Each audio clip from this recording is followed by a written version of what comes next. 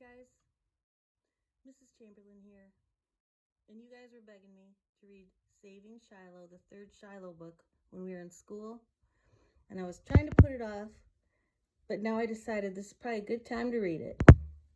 So I'm going to put this on one chapter at a time so you can read it whenever you're able. I'm reading it from my Kindle. There's the picture of the cover of the book. And you can see that the book is written by Phyllis Reynolds Naylor. And it's published by Athenian Books for Young Readers. And it's dedicated to anyone who ever tried to make a difference. So I thought that would be a good theme for us for right now, with all that's going on. And this is my favorite time of the day, is story time. So I hope you'll find a quiet spot to sit and just listen to the story and try to picture what's happening now to Marty and his family and what's happening with Judd. You got the villain in the story. And remember that this is told from Marty's point of view. So it starts out with Marty talking, kind of remembering things from the past. So chapter 1. There's one last thing to say about Shiloh before the story's over. I guess a dog's story isn't ever over, even after he dies, because if you lose a pet, you still go on loving him. But I couldn't bring myself to tell this part until now. Of all the stuff that's happened, this was the scariest, and just thinking in it starts my hands a-sweating. When I first tried to get Shiloh from Judd Travers, who was treating that dog meaner than mud, at least there was a chance that if I couldn't have him for myself, Judd would let him live. And even after Judd turns his beagle over to me, then starts drinking and talking ugly, there's hope he never meant it. But sometimes hope seems out of human hands entirely. And when the third thing happened, well, here's all that's left to tell. Next to Christmas, I guess, Halloween is big in West Virginia. Out where we live, anyone practically dresses up. The winding road from Friendly, there on the Ohio River, is where we live. It's because I first saw the little dog here in Shiloh that I named him what I did. To get to our house, you go through this little place called Little. You know it by the church.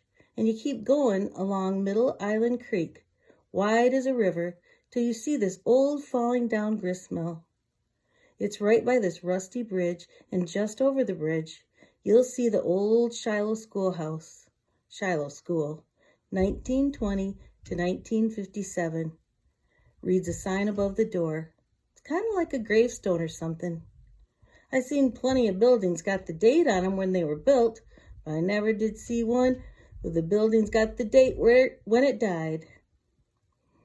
We live on the side of the creek near the mill, up the lane in a 2-bedroom house. You sit out on the steps of an evening and you don't move even your little finger, and pretty soon a buck will step out of the trees, a doe or two behind him, and parade across your field just as grand as you please. Now you tell me how many 6th grade boys in the United States of America got something like that to look on. What you gonna be for Halloween anyway next year, Marty? Asked Chamberlain at supper. Halloween's over and gone, and already my skinny 7-year-old sister's thinking about the next. With her, there's never no question. She dresses up like a witch every single year, just so my ma can paint her fingernails black. I don't know, I tell her. A ghoul, maybe? What's a ghoul? Asked Becky, who's 3. It's kind of halfway between a ghost and a zombie, I say. Like a vampire? Asked Chamberlain. Chamberlain's big on vampires. Nah, its skin is green, and it don't suck blood, I say. Marty, Ma scolds, nodding toward my little sister. We're having biscuits with sausage gravy for dinner, and there's nothing in the world I love more than sausage gravy. Except Shiloh, of course. And Shiloh loves that gravy, too, 'cause all through supper he's sitting beside my chair with his muzzle on my leg, just waiting for me to finish up and pass that plate down to him so he can lick it all up every little bit. I'm going to be a bunny, says Becky. Bunnies don't scare no one, said Darylyn. Why don't you be a pirate or something? I don't want to scare anyone, says Becky. I guess there's two things I love more than sausage gravy, Shiloh and Becky. Dad's washing up at the sink. We wait for him if we can, but sometimes his mail route takes longer than he thinks, and Becky gets real hungry, so we eat. Passed up by the Sweeney's house on the way home, and two of those straw men they rigged up on their porch have fallen and been dragged out in the yard by their dogs, Dad says. Sitting down at the table, looks like a couple drunks keeled over in the grass. Those straw men in overalls don't scare no one, said Becky. I want a dead man on our porch next Halloween with a face as white as flour, Darylyn says. What's Shiloh gonna be, chirps Becky. He ain't gonna be anything but his own self, I tell her. Nobody's messing with my dog. All this talk of Halloween, when Thanksgiving's right around the corner, says Ma. I guess there isn't that much to holler about where we live. So when a special day comes along, you want to hang on to it. Keep Halloween stuff around like till Christmas, and Christmas lights going on till Easter. I'm thinking how Ma wouldn't let us go trick-or-treating this year, though at least not by ourselves. Houses too far apart for you kids to be walking out on the road, she'd say. Well, the houses weren't any further apart this year than last year, and Darylyn and me went out then. But this time, Dad drove us to the Halloween parade in Sisterville, and we had to do all our trick-or-treating there. I knew Ma was thinking of old Judd Travers and the accident that he'd had a month ago out on the road, drunk as he was. Knew she didn't want some other drunk to run his car into one of us. Darylyn must have guessed what I was thinking, 'cause she jokes, we could always stuff Judd Travers and put him on our porch. He'd scare off anybody. Hush, scolds Mom. There's enough talk going around about Judd Travers without you adding your 2 cents worth, says Dad. That's when my ears prick up real quick.